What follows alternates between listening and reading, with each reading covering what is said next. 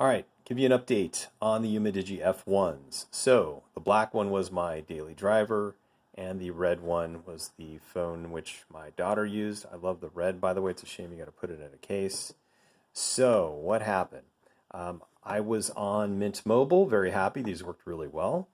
But internationally, Mint Mobile's much more expensive. They kind of nickel and dime you, and so you travel to France or wherever and it starts gobbling up your money really quickly. So I went over to Google Fi, switched to them, tried it, Google Fi in these phones. Not that it's supposed to work, it's not necessarily meant for these phones. It did function, but the data speed was only 2G, which really just obviously is not acceptable.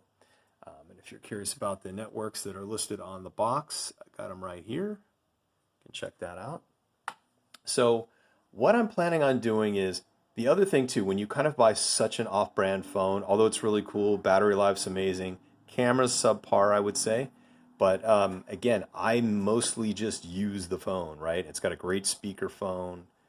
Everything else on this thing I love. But when you buy this kind of off-brand, it is challenging trying to sell it. So I'm going to give these away. So what we're going to do, instead of a random, I had like a random picker, somebody would leave a little comment. I'm not going to go through there, but I would say this. It has to be somebody in the U.S. If you're international and want to do it, then it's going to be a pain. You'd have to pay for shipping. I think I'm doing enough here. We've got $400 in phones here. So let's do this. Leave me a reason why you should have the phone and put the color of your preference. Then I'm going to have my daughter choose which person gets the phone and why.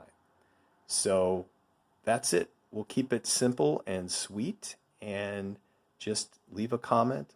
Let me know which phone you want. It's the UMIDIGI F1. Y'all have a great week and talk to you later. Thanks. Bye.